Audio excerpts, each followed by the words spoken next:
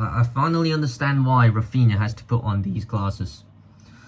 These glasses is used to cover the tears running down his eyes. And Rafinha has won it!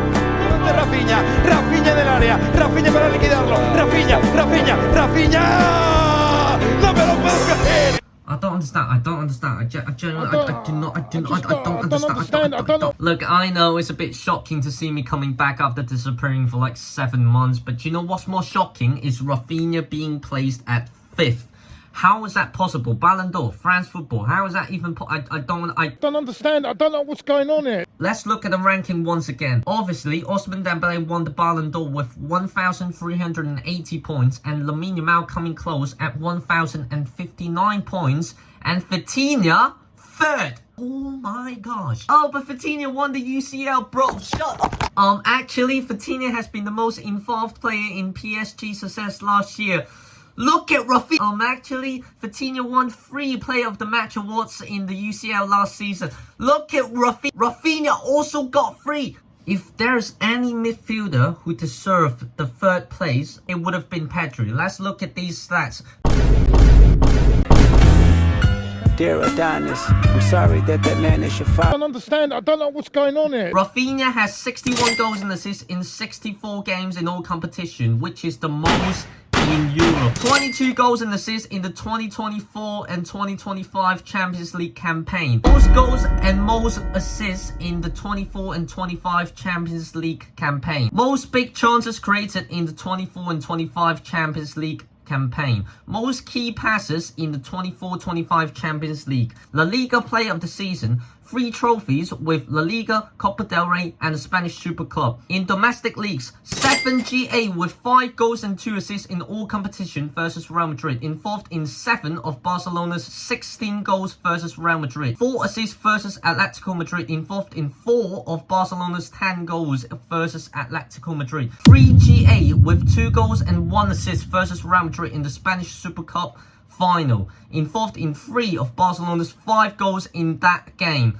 In the Champions League run, group phase, 3 goals versus Bayern Munich, 2 goals versus Benfica, 1 goal versus Dortmund, and 2 assists versus Atlanta. And in the knockout stages, round of 16 versus Benfica with 4 GA, 3 goals and 1 assist. Involved in every single one of Barcelona's 4 goals scored in that tie. Quarterfinals versus Dortmund, 3 GA, 1 goal, 2 assists. Involved in 3 of Barcelona's 5 goals scored in that tie. Semi-final versus Inter Milan, 3 GA, 1 goal, 2 assists. Involved in 3 of Barcelona's 6 goals scored in that tie. Overall, involved in 22 of Barcelona's total 42 goals scored in the Champions League, more than half, 52%. UEFA Champions League's most impactful players of the 24 and 25 season. We're gonna skip all of that and look at who's at first. Rafinha, I am not finished. No player had reached 60 GA since Leo Messi and Cristiano Ronaldo left Europe. No one had matched Cristiano's direct goal contribution in his best UCL season. No Brazilian had ever scored more than 10 goals in a single UCL campaign. No Barcelona player had hit over 50 GA since Messi, Suarez and Neymar left. No player managed more GA than games played in every competition last season. No one had been both top scorer and top assister of the Champions League since Messi in 2015. Rafinha with 620 points, sitting at 5th. Oh, look, do you know what's more shocking? Once again, I can show you this. None of the Ballon d'Or voters consider Rafinha the best player of the season. Even Scott McTominay got a vote. 0 votes to Rafinha. Have you even processed that? Did you think before you vote? Have you considered before you vote? Have you actually watched football? First of all, I want to clarify, I have absolutely no issues with Dembélé winning the Ballon d'Or. But Rafinha sitting at 5th is honestly, I don't understand. I don't understand. I don't know what's going on. I also want to address one thing. I hate the fact that a lot of people are trying to create this civil war between Lamine Yamal and Rafinha when both players play for the same club. A lot of people are trying to blame Barcelona fans for creating this unfair treatment to Rafinha, which is not true. As much as I hate to admit it, we Barcelona fans hyping up Lamine Yamal to win the Ballon d'Or has contributed to Rafinha being overshadowed because the Ballon d'Or ranking has been solely based on hype,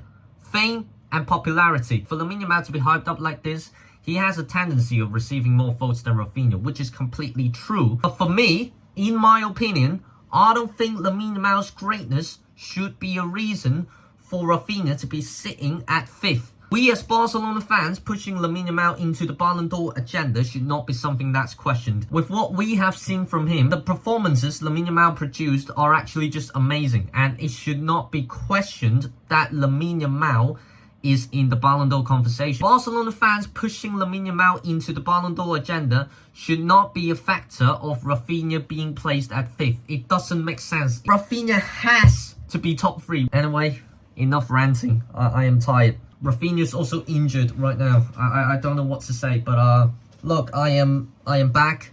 I might do more uploads.